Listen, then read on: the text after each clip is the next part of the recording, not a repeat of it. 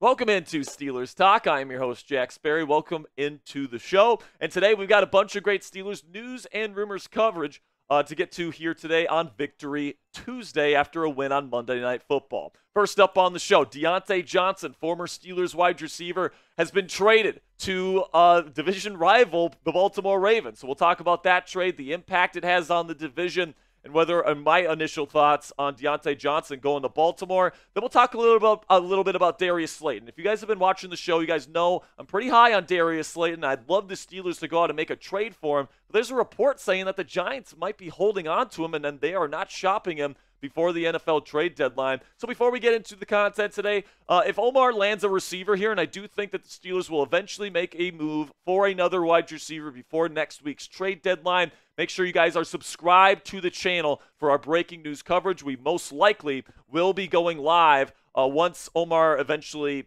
comes up here with a trade, so make sure you click that subscribe button to never miss any of our free coverage on the Steelers here on YouTube. So now we have a new enemy here in Pittsburgh. Of course, we trade Diontae Johnson away to the Carolina Panthers this offseason. The Steelers thought he wasn't being a good locker room presence, specifically for the young George Pickens. And the Carolina Panthers have now traded Diontae back into the AFC North to the Steelers' arch rivals in the division at this point, the Baltimore Ravens. What they ended up doing was that they did kind of a pick swap. So the Carolina Panthers get a 5th-round pick from the Ravens, and then the Ravens get a 6th-round pick and Diontae Johnson from the Carolina Panthers. So this just proves that, some of these teams around the National Football League, they kind of feel like Diontae isn't the best locker room presence, and they don't necessarily see him as a true number one. They kind of see him as kind of like a nice piece to have in the wide receiver room. I do think that Deontay's a good receiver. I wouldn't necessarily classify him as a elite receiver or a true number one. I think he's a very good number two. You guys can see what the Ravens have to work with here in terms of their offensive pieces. This is among, if not the most talented group of weapons that any team in the National Football League has, in my opinion. We know Lamar Jackson is a 2-time MVP. Derrick Henry currently leads the league, I believe, in yards per carry. I know this Baltimore Ravens rushing attack does lead the league in yards per carry by a wide margin. I think by over a yard, which is just absolutely crazy when you're talking about averages. And then at the wide receiver position, you got two really good separators with Diontae Johnson and Zay Flowers. Rashad Bateman is kind of their bigger receiver for red zone stuff and kind of, 50-50 ball situations. So you got two good tight ends, and Isaiah Likely and Mark Andrews, and then Justice Hill's a very good scat back on third downs and good receiving back. So they got a lot of talent there in Baltimore. Their offensive line is starting to come together as well. And my one-word reaction to Diontae Johnson going to the Ravens is good. All right? I'm going to stare into the face of this and say, yes, I like this. I like the fact that the Pittsburgh Steelers get to play this guy twice this season, maybe even 3 times, and we know what the Pittsburgh Steelers do against the Baltimore Ravens. They win. Even Kenny Pickett was Lamar Jackson's daddy in this matchup, and now that Russell Wilson is here and the offense is humming the way that it is, I think that the Steelers once again are going to take care of business against the Raptors. I don't care if they have Diontae Johnson or not. Speaking of this division here, I think most people still expect Baltimore to win this division, even though the Steelers have sole possession of first place, sitting at 6-2. Ravens sitting at 5-3, just lost to the Cleveland Browns last week on the road. Cincinnati currently sitting at 3-5, and it certainly seems like their season is hanging in the balance in the weeks to come there in Cincinnati. Now, according to based on the NFL trends of teams that start season 6-2, the Steelers have an 89% chance to make the NFL playoffs this year, so a fantastic start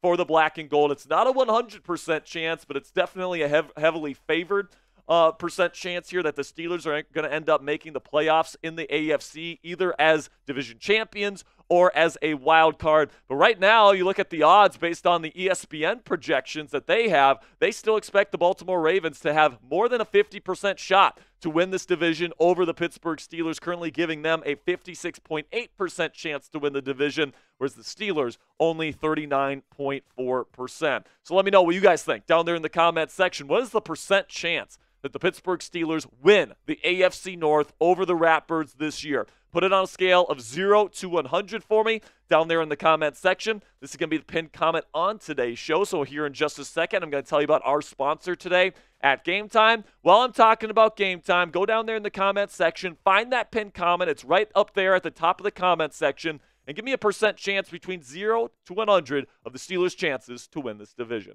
And with that, let's have word from our sponsor here at Game Time, which is the fastest and easiest way to buy tickets for the sports, music, comedy, and theater in your area. And folks, we actually had multiple people that watch our show attend the Steelers and Giants Monday Night Football game, and for that matter, both of the Sunday Night Football games as well, because they use the brand new feature on the free Game Time app called Game Time Picks. And what it does, guys, is that it filters out the fluff to show you only incredible deals on great seats, so you don't have to waste time searching through thousands of tickets, and help you get the best tickets at the best prices with the best deals for you and your family. Super easy to use. You just download the free Game Time app. You find an event you want to go see, select the GT Picks button at the top of the screen, and it automatically filters through their entire database to find you the best tickets at the best prices with the best deals, so that you guys can always make sure that you guys are getting the best tickets for you and your family, but you don't have to waste hours of research here on a bunch of different ticketing sites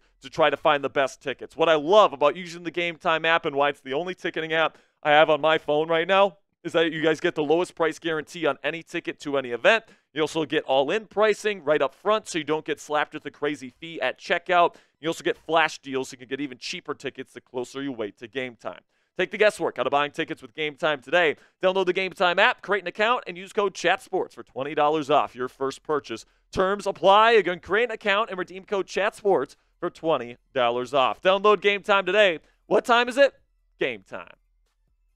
So let's talk about Darius Slayton, the guy that I have really suggested the Steelers go out and target before next week's NFL trade deadline to kind of revamp their wide receiver position and kind of put the cherry on top of this wide receiver room, which has started to look better with Russell Wilson under center over the last several weeks. But according to a new report, the Giants need to be quote-unquote blown away by a trade in order to trade Darius Slayton before the deadline. This comes from Mike Garafolo this morning, saying 2 impending free agents for the Giants who are valued inside the building would have to be blown away to trade either, from what I gather. And in this post, he is talking about Azeez Ojulari, the edge rusher, and Darius Slayton, the wide receiver. So here's what I'll say about this particular situation, okay? I think that, New York probably isn't going to trade Darius for nothing. He is still relatively young.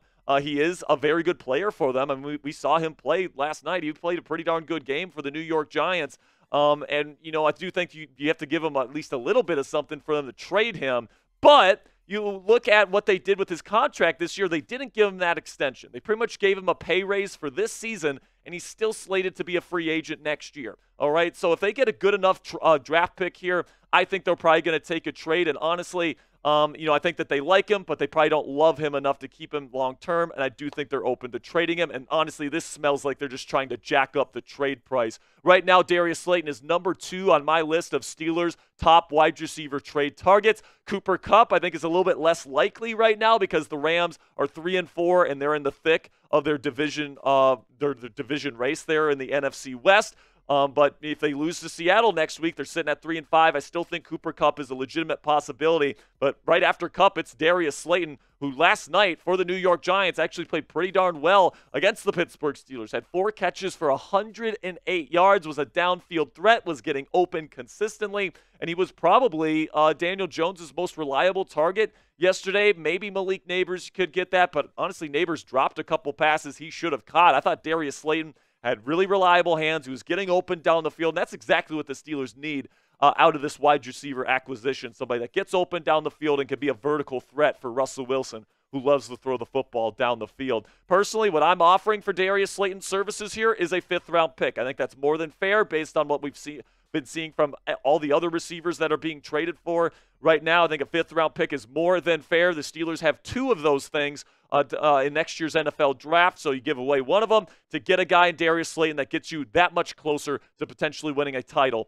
here in 2024 in Pittsburgh. So let me know down there in the comments section, would you accept this deal if you were Steelers GM Omar Khan? Type A if you would accept it, or type D if you're going to decline it. Let me know what you guys think. For me, I am accepting this trade in a heartbeat, but let me know what you guys are thinking down there in the comments. Now, before I go here, I do want to break down some numbers here from the Steelers offense and defense to kind of let you guys know how this team is doing now that Russell Wilson has made the transition to being this team's starting quarterback. And, you look at the numbers here since Russ took over in these last 2 games. Now, I understand that this is in kind of smaller sample size, all right? But right now you're scoring 31.5 points per game. That would be second in the National Football League this year if it was for the entire season. And also, you can make an argument the Steelers left 12 points on the field last night because there should have been 3 touchdown passes that Russ threw that ended up not being touchdown passes.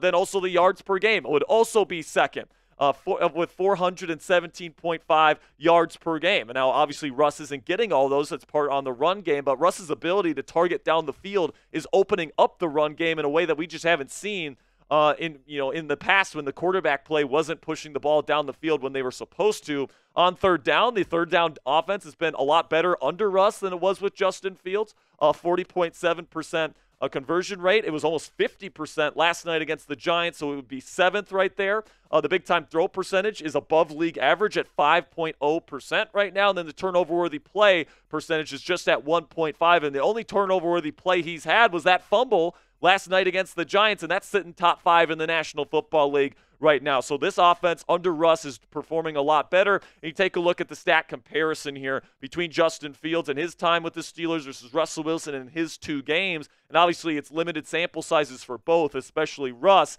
But with Russell Wilson, the offense is scoring over 10 more points per game. The completion percentage is lower, but that's because Russell Wilson's pushing the ball down the field more often. Justin Fields was taking more checkdowns, so the completion percentage was slightly higher, but you want to see the efficiency of the offense here. Russell Wilson is averaging almost a first down per pass attempt at 9.5 yards per attempt. With Fields, it was all the way down to 6.5. And then the big-time throw percentage, you're seeing more big-time throws from Russell Wilson, beating Fields by 1.5%, which is quite a bit when you look at these percentages. And then, if you're going to say, well, Russell Wilson only played the Jets and Giants, well, here's where these 2 teams ranked in terms of the defensive ranks when the Steelers played them. The Jets were actually higher than that when they played them a couple weeks ago. Right now, they're sitting at 11th in points per game allowed. They're 4th in yards per play allowed. All right, so these 2 defenses, they're not necessarily just complete pushovers. The Giants led the league in sacks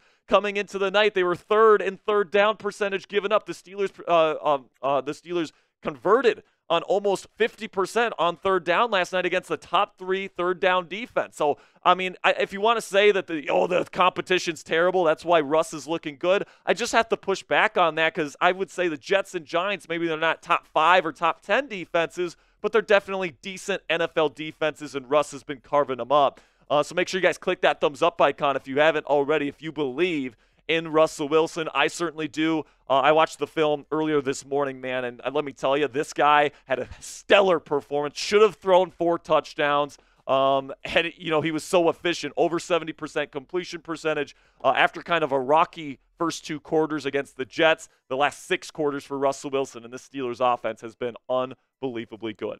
So now on to the defense here and kind of just checking up on how this Steelers defense is ranking among NFL teams right now. They currently rank 2nd in points per game allowed at just 14.9. The only one higher is the Los Angeles Chargers. The yards per game and yards per play are still sitting within the top 10 as well. And then really where this Steelers defense is standing out is their ability to stop teams in the red zone and then also produce turnovers. They're currently 3rd in the National Football League in takeaways with 15, and they're stopping teams in the red zone at nearly a league-high rate. And then, of course, they're just outside the top 10 in third down percentage as well, which is certainly respectable. So you look at the offense with the way that they're playing right now under Russell Wilson, with the run game playing as well as they're playing, then the defense is undeniably a top 5 unit. You can certainly make an argument I think they're definitely a top 5 unit in the league right now.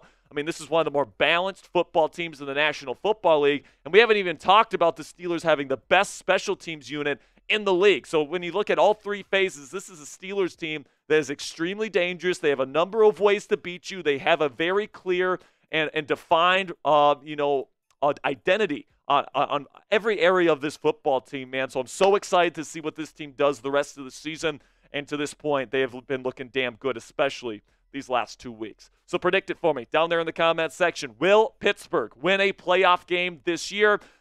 Give me a yes or a no. Personally, I think this Steelers team is built to win in the postseason. They can run the football. They can stop the run. They can play really good defense. They got a clutch quarterback that with playoff experience. I think the Steelers have all the pieces in place to even go on a deep playoff run this year and win playoff games again. So let me know what you guys think down there in the comments section. Can Pittsburgh win a playoff game this year? Make sure you click that subscribe button if you haven't already, because we got a bunch of great Steelers content coming your way all throughout this week. And then also next week as they prepare for their Week 10 matchup versus the Washington Commanders. So make sure you guys click that subscribe button if you haven't already. And until next time, here we go, Steelers.